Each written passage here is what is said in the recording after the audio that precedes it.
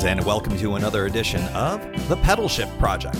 The Pedalshift Project is a series of conversations, thoughts, and experiments around the bike touring lifestyle. From tips and tricks to ideas on how to ride your ride, let's shrink the world by bike. Show notes and more are available at pedalshift.net/174, and you can email the show, pedalshift@pedalshift.net, or call the voicemail hotline at 202-930-1109. Check Pedalshift out on all the socials as well. Hello, everybody, and welcome to the 174th edition of the Pedalshift Project. I am Tim Mooney, and I'm super excited to have you all here for the latest episode here. We're approaching a roundish number, 175, 200. We're making it happen. We're making it happen. So on this episode of the show, we're going to be talking about bicycle touring etiquette. And this came thanks to a listener recommendation. But as usual, I am a terrible podcast host. Why am I a terrible podcast host, you may ask? That is because I've managed to lose the email or social media message from social media that gave me this great idea. So if you are the listener that came up with this great idea, I apologize for my lack of organizational capability. I managed to write down the idea, which is an excellent one, but I screwed up and didn't write down your name. So thank you for the great idea, and apologies for being the worst podcast host in the world. If you'd like to watch bad podcast hosting live, you have the capability to do that because Pedalshift Live is coming very, very soon to an internets available to you. When is this fine thing happening, you may ask? I will tell you, Friday, August 30th at 9 p.m. Eastern Time. You can check it all out at pedalshift.net/live. You can also get it from the Pedalshift YouTube page because this is all going to be going through YouTube. Hopefully you have already subscribed, mashed the subscribe and rang the bell or whatever YouTube people beg you to do on every single video. You'll notice I don't do that because I find it terribly annoying, even though I watch more YouTube than I should. So what are we going to do? Usually around then, I tend to announce big tours. Well, on this one, I've already announced the tour. In fact, I'll already be back from my tour. I'm going to be going on the C&O not too long, in a few days from when I'm sitting here in front of the microphone. And I'm going to be doing the tour journal for that on the pod afterwards. So probably not going to be doing a ton of talk about the tour itself on the live show. That said, the topic for the show is going to be something that I'm going to be experimenting with. So it's going to be a version of the lab, an all live episode of the lab. And I think I may have done this on the very first live show. It was a cooking demo, if memory serves. On this edition of Pedalshift Live, I am going to be doing a couple of things. We're going to be doing some demos. We'll see how it goes. It could go very poorly. There was a pug fight the last time I think I did demos, but hopefully no pug fights in this one. I'm going to be demoing a couple things I'm going to be trying out on this particular tour. Something new and something old that needs some help. The something old is cold soaking. I talked about this as a method that you can do to go stoveless. I am planning on doing the C&O for the first time, I think, ever without bringing a stove with me, at least for a through ride. And as a result, I'm going to be invoking certain things like cold soaking. Now, actually, you know what? It's not the first time ever because for the May ride, I didn't have a stove with me, if memory serves. Maybe I did. Boy, my memory is just shot these days. In any event, and whether I brought a stove or not, I remember I did cold soaking and I had kind of mixed results. So I am going to be trying some new variations on cold soaking during this tour to kind of maybe improve things a little bit. So that's a method, of course, of basically soaking things that normally need to be rehydrated, that you normally boil, and you end up having it cold or lukewarm, basically. I know it sounds really, really disgusting, but backpackers really dig the cold soak. And I think that it's really good for things like breakfast and oats. And that's going to be the thing that I think I'm going to be demoing for you on the live show. The other thing is something new, and I'm not sure if I have seen this. Now, listeners are probably going to say, yo, I've seen a million videos and a million people talk about this. You're not special, which is definitely true. But so all summer long, somewhere in the spring when it starts to get hot, I shift from drinking hot coffee in the morning to making cold brew coffee and drinking iced coffee all through the summer because it is 8 gajillion degrees here in the District of Columbia. I can say that. The District of Columbia. So I was thinking, I do like myself a cup of coffee in the morning, and I do normally have the iced coffee, and I get kind of lazy about the creation of cold brew, because here's the trick. You grind up your beans, you put water in it, and you seal it up, and then you wait a while. Now, here at home, I do it in the fridge, but camping, I thought, that might actually work out pretty good for camping too. And then I don't have to pull out the stove in the morning, boil water, do all that kind of stuff. All I need is a good filter. So I've got a good filter here at home, but I just recently purchased, and it's on the way, a more backpacky style filter to be able to get the grounds filtered out. So I'm going to be experimenting with cold brew techniques on bike tour. So 3 straight days of it. And I think I'm going to have something to say about that. So I'll at least tell you whether it's a good or a bad idea, and then show you how I do it on the live show Friday, August 30th, 9 p.m. Eastern Time. I hope to see you all there. Make sure, I've already gotten a few folks to email in some Ask Me Anything questions. If you're in Reddit a lot, they do these things called AMA, Ask Me Anything. The last few live shows, I've been doing that as well. So shoot me a line, pedalshift@pedalshift.net. If you've got any bike touring questions, if you've got any questions on life, on comic books, Star Wars, rock bands, the rock and roll, I'm here to answer these things for you, because it is truly Ask Me Anything. So ask me any of your wacky questions, but probably more likely than not, it'd be better if it was bike touring related, just, because it's what the show is all about. Anyways, once again, pedalshift.net/live, Friday, August 30th, 9 p.m. Hope to see you all there.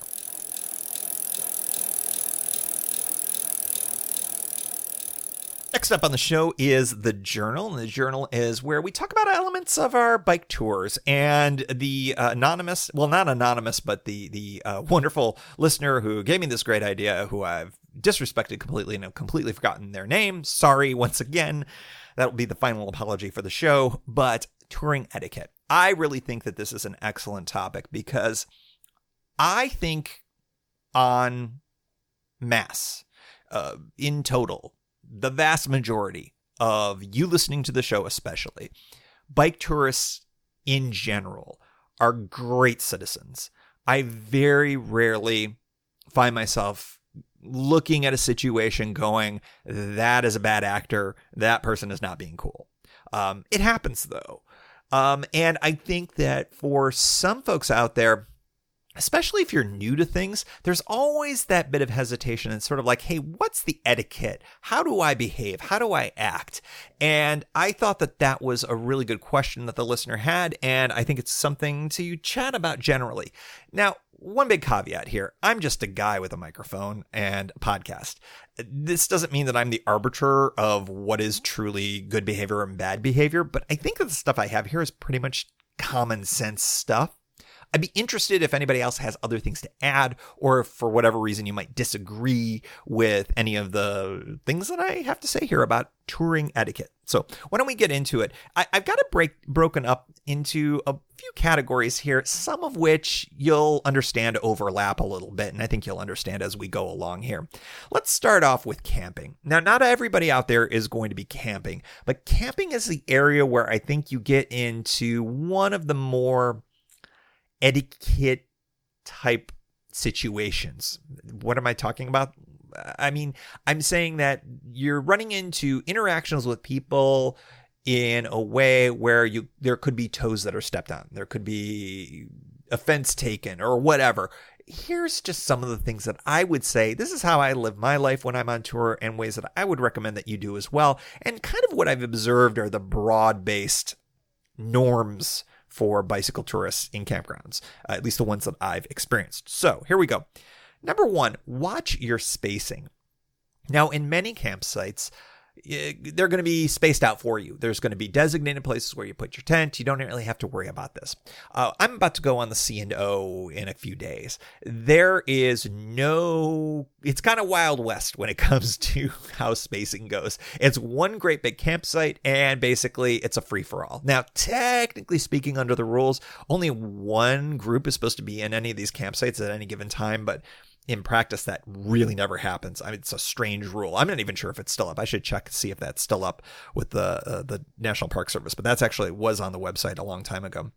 When I say watch your spacing, I mean, don't kind of throw your tent right next to somebody who you don't know. Now, if you're traveling with a group, of course you can kind of, all be all clustered and be closer together. But otherwise, don't be on top of somebody at any given campsite. Now, granted, if it's going to be crowded and that's just how it works, that's fine.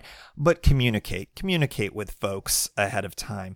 I think that especially in the U.S., and this may be helpful for folks who come from other countries, there's a personal space issue that we have. And that is, we like to make sure that there's a little bit of space between folks. I think that there's tons of good studies on all of that. When you're at a shared campsite like that, as I mentioned, communicate. Say hello and ask if it's cool to camp there. Now, I'm not saying that it would be okay for someone to say no. This is just, again, this is etiquette, right?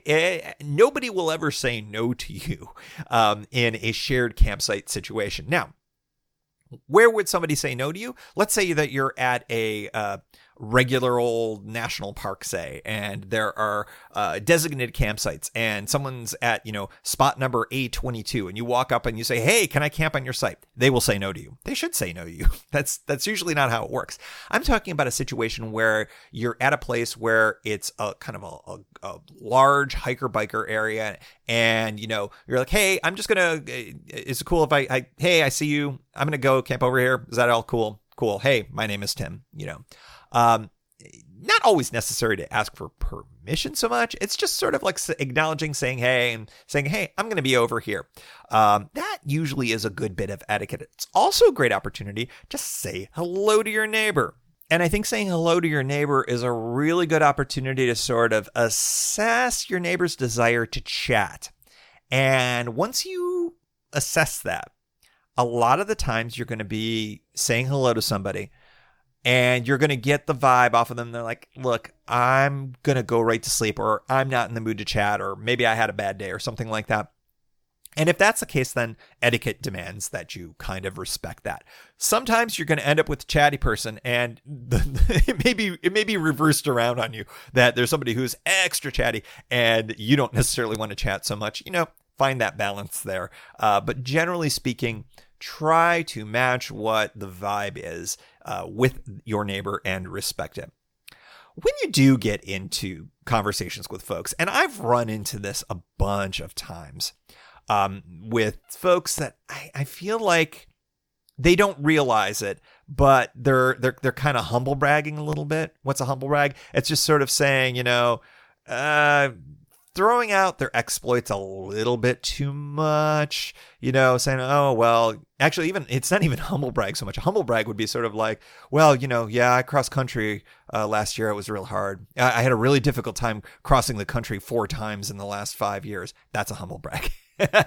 I think that it's fine to share your experiences, no doubt about it, but don't brag about it. And sometimes that's a real fine line. I remember this one guy. I think I've actually thrown this dude under the bus a few times. Speaking of poor etiquette on my point of view, way back on the show, past show, was like this one guy. All he did was just, every time there was a conversation, the dude always brought it back to the fact that he had done that, or he had biked across the country. Had he reminded us that he had biked across the country that prior year?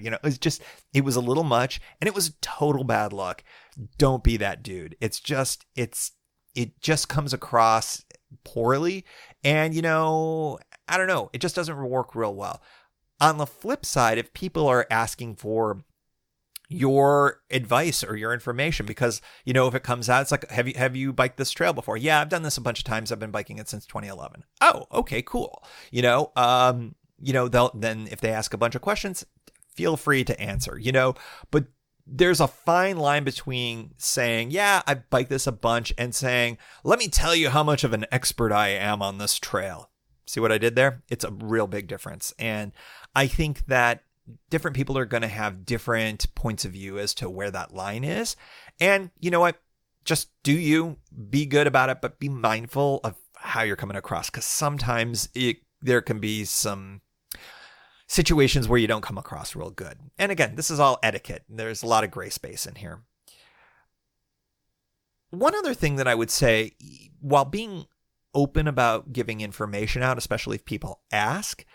Don't force opinions and suggestions on people. And I feel like that's kind of a major theme of this show. I talk a lot about riding your ride. I think that we all come with opinions. We come with opinions on many different things.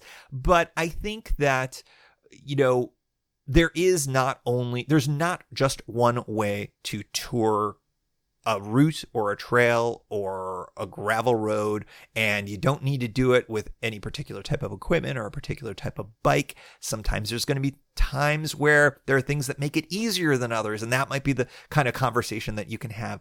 But saying, it's like you've got to ride this thing with tires that are this width, and you're crazy that you're riding that bike, and I can't believe you didn't come out here with waterproof panniers, and oh my God, you don't have fenders. What a disaster. You see what I'm doing? That's the kind of stuff where it's like, look, no. Share stuff if you have extra. I was on the Oregon coast in June, and I talked about this on the tour journal. I had a 6-pack, which I had no intention of drinking all of. Trust me, I was going to bring home the extras. I am not an over-imbiber. In fact, I think I have that somewhere in one of these up here, coming up later on in this diatribe here. But there were some other folks in camp, and you know what? I brought over the rest of the 6-pack and I shared it because I had extra. Now, does that mean you have to do it? No, absolutely not. Is it expected of you? No, but you know what? It's kind of cool. It's kind of a good thing to do. So share stuff if you got extra, if you're willing. It's a good look, especially if you want to make conversation, you want to share things with people. If someone is needing a spare tube and you've got an extra spare tube, and that will be the difference between them getting on the road tomorrow. Share it. It's good karma for you. Trust me. A couple more things here in the camping area. You'll notice a lot of these things don't necessarily neatly fit just in camping, but this is in the camping area. Respect quiet hours. I'll tell you what, this is one thing that normally, if you're in a biking campground, you don't have to worry about too much, because for the most part, people have biked long distances and they're ready to go to bed relatively early. So it's usually not an issue. But if you're taking a 0 day and maybe you're a bit of a night owl, make sure that if you're having a conversation, a late night conversation by the fire or something like that, know that there's going to be people nearby who are going to be going to bed right around sundown. And sometimes that's going to be very early. So just respect those quiet hours. What are they? Usually by about 9 o'clock, if you can still hear loud conversations, that's starting to go over the line. If you go to commercial campgrounds, they usually say 9 or 10 o'clock p.m. is usually the quiet hour beginning. So draw lines similarly. There may be posted quiet hours. Respect them if those are there. It's just cool for your fellow campers to do that. The flip side of that is respect late sleepers as you take off. I tend to be an early to bed, early to rise person on bike tour, and only on bike tour. I am not that in real life. It's kind of funny. I don't know why that's the case. But when I get up in the morning, I am quiet. I make sure that I'm not playing anything on my phone. If I do, it's on headphones. And, I try to reduce the amount of clinking and Velcro tearing and all of that, just because I know just because I'm getting up at the crack of freaking dawn doesn't mean that everybody else wants to. I know that I've been lying in a tent before trying to sleep in or wanting to sleep in and getting woken up by people who are like guffawing and laughing, making pancakes at 6 a.m. Look, real happy you're making the cakes there, but please keep it down. It's 6 a.m., yo. I don't know what time would be a reasonable hour to kind of say, okay, if you're not up by now, it's on you. But, a few hours after sunrise in most instances, it just sort of all depends. Anyways, that's my etiquette for camping while on bike tour. Here is a sort of non-negotiable thing about camping. And it's got its own category, and it is leave no trace. Those of you who have been with the show for a while know that I went on a diatribe years ago, when there was news out of the Oregon Outback route where people were just like littering and everything like that. And I had an actual honest to goodness rant. The Flaming Sword of Justice came out and I did a whole thing. And this has to do with the concepts of leave no trace. I think this is a non-negotiable thing. You know how I normally am, sort of like, ride your ride, you do you. There's not one way. I think in terms of camping, if you're not practicing leave no trace, you're doing it wrong. And it's one of the few things where I actually say that's the case. So anyways, leave no trace. Oh, if you don't know what that is, Google it, because then you can get a better definition. I won't define it specifically here, but let me give you a few ideas here. I think most people probably know what it means. So go Google it if you don't know what leave no trace principles are. First thing that I want to say about that is think ahead of time. If you can reduce the amount of packaging and garbage that you've got on you before you roll, that's going to make a big difference as you are producing said garbage. One of the first things that I do when I'm on tour and I stop at a grocery store especially is I shed all of the extra packaging and I utilize the garbage facilities that are there and I get rid of them. Frankly, I try to shop for things that have as little garbage as possible if I can do it. If I can buy in bulk, I'm doing that. But, for instance, let's come up with something in my... Pop-Tarts. I just bought Pop-Tarts today. I am eating so poorly for this ride, but I find that, for a good boost of energy, and because I do eat sugar while I ride and when I'm on tour and I'm doing 60, 70 miles a day, Pop-Tarts, they're great. I will recycle the cardboard box that comes with it before I roll. I'm not going to keep them in the cardboard box because all it is, and when I'm done mowing down those Pop-Tarts, I'm left with a box and all those wrappers. Well, the wrappers are much easier to kind of cart on out. The box, it takes up more space. Yeah, I guess I could fold it down and put it in the bottom of the pannier, but I don't need it. So extra things that you don't need for packaging, recycle, toss, whatever you need to do ahead of time. And then it's less to carry. It's less to worry about losing off of your bike. I don't know about you, but I've had situations before where I've seen empty trash bags on a trail before. And at first I'm thinking, what a bunch of lazy folks, they just leave their trash. But then I think about it a little bit. What's probably happened is their garbage bag fell off their bike. So if you have less garbage, well, there's less of a chance that there's going to be a lot of garbage out there. So think about that. Sidebar. Hey, always have a garbage bag with you, no matter what it is. Typically speaking, when I go to a grocery store, I'll use one of the plastic bags that I get, and I'll use that as a garbage bag. I'll use another one as a seat cover if I don't have my seat cover with me. There's a whole bunch of uses for these plastic bags, but definitely as a garbage bag. Always have one on you. Always have an extra one on you because you just never know. You're going to be producing some garbage as you go along. You might even be able to pick up some if you can. Be a good citizen and pick up garbage if you see it and you've got the opportunity to do it because you know what? You're on wheels and you can get out of there. It's a lot easier for us on bikes to do it than hikers if it's a shared trail like the C&O, like I'm going to be on. You can tell a lot of this is filtered through the experience of the C&O and what I'll be doing next week. If there are no bathroom facilities where you are going to be. So now I'm talking to a lot of you gravel folks, you backcountry folks, or if, frankly, the need hits and you gotta go. Learn some backcountry techniques about what to do with your waste. Digging a cat hole, things along those lines. If you don't know what I'm talking about and you're going to be going on a route where you think that this is going to be an issue, you're going to want to research this because you could get a backpacker trowels, things like that, so that you can properly dispose of your waste and, know that you're going to have to bring toilet paper with you. Sorry, we're getting on the gross side here. I'm reading a book right now that is talking about pandemics. And one of the great pandemics that we have had over the centuries includes many bouts of cholera. Cholera is something that can come from human and animal waste. And it is bad, bad news. And it is redoubling my efforts to make sure that anytime that I'm going to be out in the backcountry, that I am properly disposing of my waste. It is just deadly what can happen out there. And, it's also why we're always carrying filters and why we're not just drinking out of ponds and out of streams. Because, man, you get some of that stuff, it is uncomfortable at the best case scenario and could be deadly at worst. And that's the kind of stuff that just spreads like crazy. So make sure that you are doing your best. And when I say your best, you are absolutely succeeding in disposing of your waste properly. respect water bodies. Don't dig these cat holes anywhere near a stream. Learn all the rules. Learn the things that you need to do. This is an absolute must for Leave No Trace and for backcountry activity. Learn before you go if you don't know.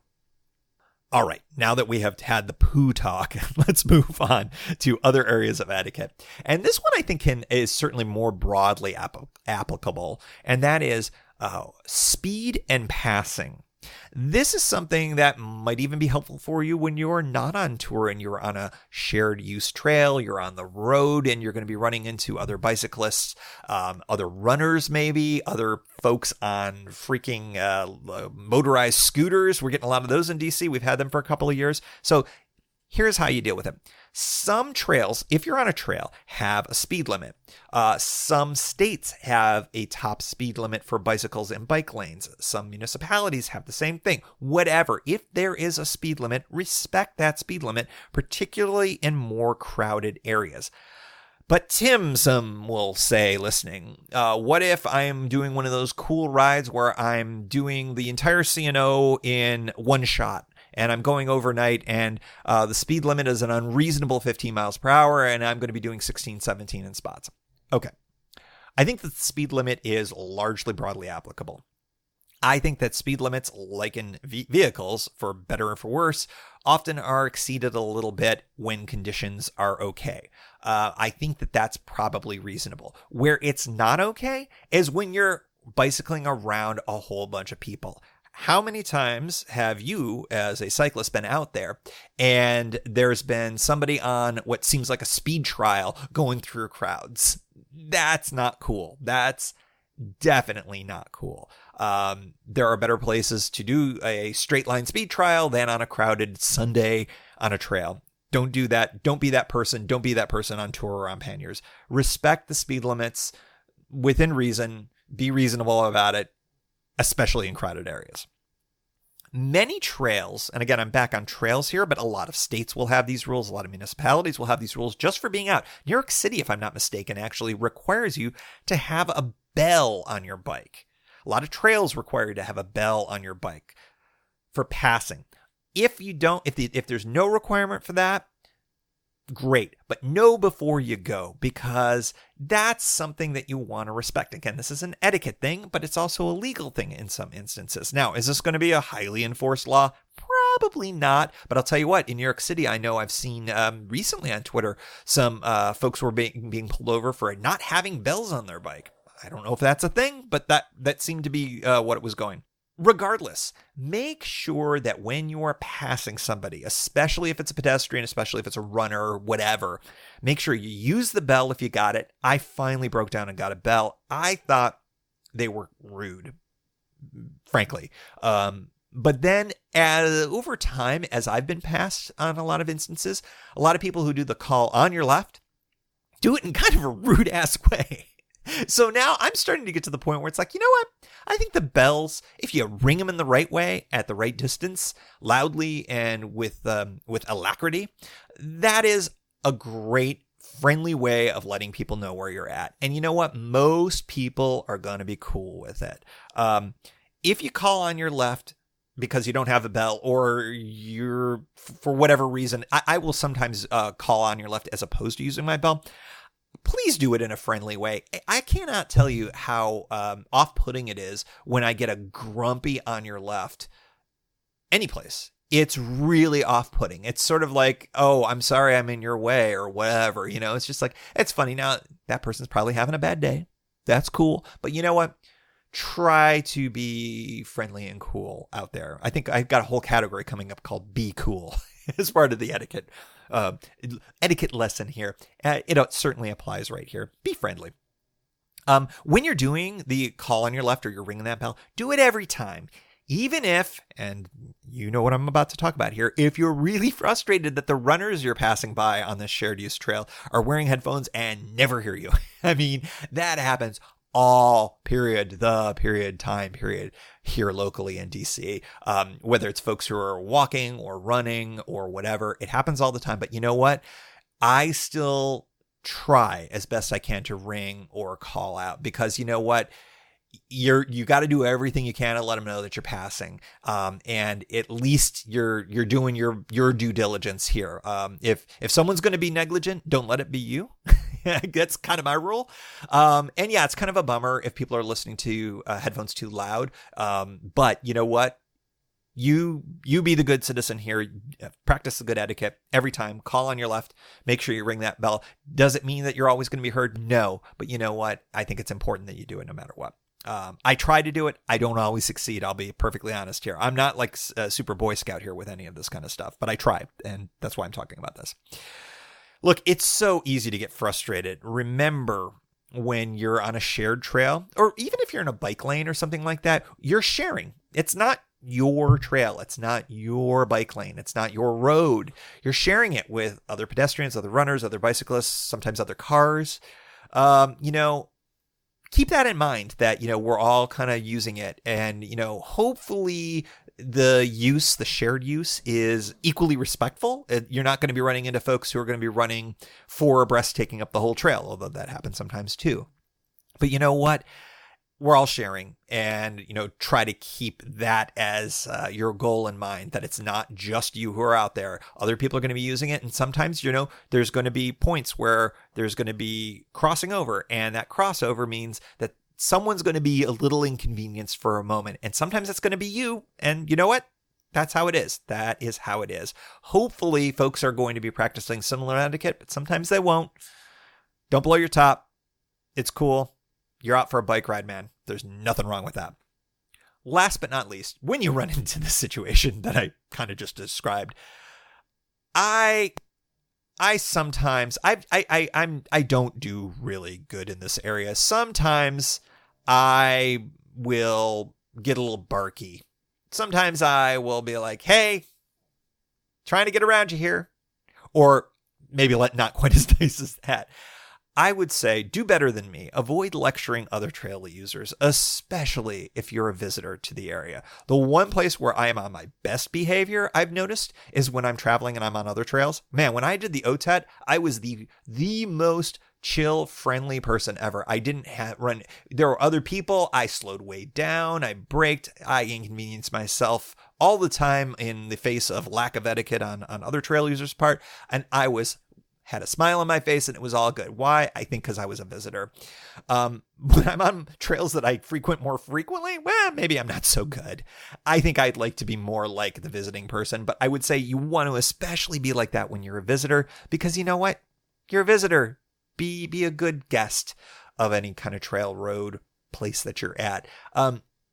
Are there times when you need to get a little confrontational? Sure. If it's a safety issue and stuff like that, yes, absolutely. But for the most part, if you're just being inconvenienced because you got to slow way down or something like that, you know what? You're on bike tour or you're on a ride, and you know what? That's reward enough. And yeah, it kind of stinks, and I hate taking one for the team, but you know what? It's way better. It's better for your blood pressure. It's better for your life. It's better for everything. So avoid lecturing other folks.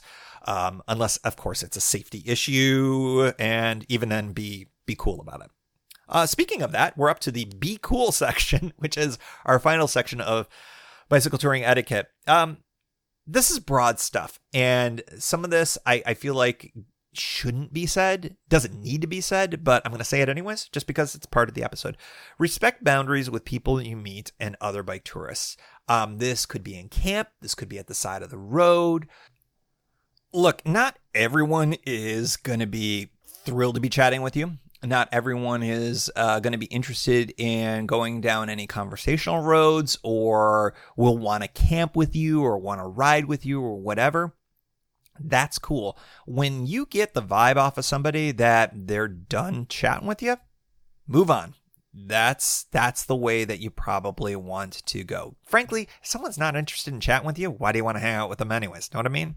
So respect boundaries. Know when to say when, basically, with all of your interactions. I think that this is a very subtle thing, and it's tough, especially with somebody new that you're meeting, and you never know kind of where those boundaries are going to be. But you know what? Tread lightly, be cool. Again, be cool. That's the overarching theme to all of this. And you know what? Better to kind of back off and ghost out rather than overstay your welcome. Know what I'm saying? Okay. This I talked about earlier, and this is watch your consumption of everything. Whether that is alcohol or if you are imbibing some other stuff too. Hey, no judgment here, but I will say that you want to watch your consumption because bad things can happen if you overindulge, and you can cross boundaries, you can cross lines. And in many places, you may be not complying with the campsite rules. A lot of campsites say, hey, no alcohol at all. And certainly probably no weed or something like that. And there's a lot of states where it's legal. So you can go for it if you're in the States or if you're in other countries where it is. Again, no judgment. Not that I think weed is going to cause you to cross any lines here, but you see what I'm saying. I think that you want to make sure that you are not doing anything that's going to cause you to behave in a way that crosses any lines. Sometimes overindulging will do that. So watch your consumption when you're out there. I ran into, again, kind of famously back, what tour was this? I'm going to have to think about this a second. Oh, no, this was the 14 tour. This was in California, and there was one guy who was kind of parallel riding with us. This was when I met the guys, the League of Nations guys.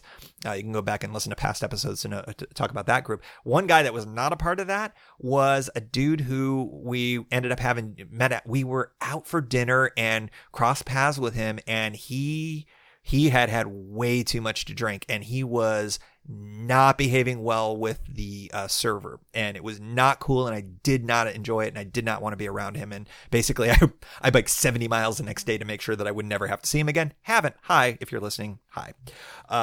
Yeah, watch your consumption. It's not cool to overindulge and do things that you wouldn't do when you're sober. But sad thing is, I'm not sure if that dude wouldn't have done it sober either, but that's sidebar. Be cool. Be cool. That's all I have to say. Last but not least, you're an ambassador. I have said this before on the show. I think that this is another kind of sub-theme of the show. When we are out there riding, we are ambassadors for bike touring generally. That's why I was so ticked off those years ago when there were people on bikes on the Oregon Outback littering, and they really screwed things up in at least one particular town for bicycle touring and outback riding generally, because they were jerks and they ruined people's private property, and they littered, and they did all the types of things that you're not supposed to do. When you roll through a town and you're a bad actor, that's going to color the opinions of folks who live in that town towards folks on bikes. So what you're doing is you're making my ride harder the next time, the next person's ride harder the next time. You see what I'm saying? So be mindful that every action that you have, every interaction that you have is going to have some kind of a line, some kind of an impact down the road. Does that mean that you have to, just take what you get from everybody? And like if somebody's being a jerk to you in that town, then you can't respond? No. What I'm saying is that be a good actor, be cool. You're an ambassador. You don't want to have other good citizens out there feel negatively towards other bike tourists, because you know what? You represent all of us, and we're only as good as the worst among us. Sometimes that's not a good feeling sometimes. But what I would say is if we can all sort of lift our game up and be cool, then you know what? It's going to be better for all of us. Here's the good news. After all of this talk, I've given some stories of some of the worst behavior that I've seen. I'll go back to what I said at the beginning. Most people who do this, most people who ride and travel by bike are super cool people, and who do follow the rules within reason and are good with other people and aren't jerks and aren't drinking a bottle of wine and hitting on waitresses and being awful. You know what? Most people are super cool, and that is one of the great reasons why I can continue to kind of thrive in this community, because I feed off of goodness amongst people out there, because you know what? It just makes you feel good that you're part of a community that in a large part is doing good things and behaving really well. And you know what? We're doing something that we all love, and this feeds off of each other and all the good vibes and everything. And I've lost my train of thought, and you know how it goes. So in any event, let me go back here and do a little bit of a roundup here on etiquette. Remember, when you're in camping, Make sure you're watching your spacing, talk to your neighbors, communicate, don't brag about your exploits. Be open with your information, but don't be braggy about it. Don't force your opinions and suggestions on other people. Share stuff if you have extra and you want to. Respect quiet hours on both the front end and the back end of your trip. Leave no trace. That's a non-negotiable. When it comes to riding, follow the speed limits within reason. Make sure you're letting people know when you're passing with a bell or an on your left. Try not to get frustrated. Know you're sharing a trail or a road or whatever with other users, and know that that is something that is going to sometimes inconvenience you. And that's cool because, you know what? We're sharing these resources and we're riding bikes, and that is awesome, and that should be a reward of itself. Last but not least, be cool, respect boundaries, watch your consumption. You are an ambassador. Yes, you, gentle listener, are an ambassador. And that's why we want to practice all good etiquette when we are out there bike touring. And as always, we like to close out the show with a special shout out to the Pedalshift Society. Because of support from listeners like you, Pedalshift is a weekly bicycle touring podcast with a global community, expanding into live shows, meetups, tour journals, you name it. If you like what you hear, you can support the show for $5, $2, or even $1 a month. And there's one-shot and annual options if you're not into the whole small monthly thing. Check it all out at pedalshift.net/society. On to the society.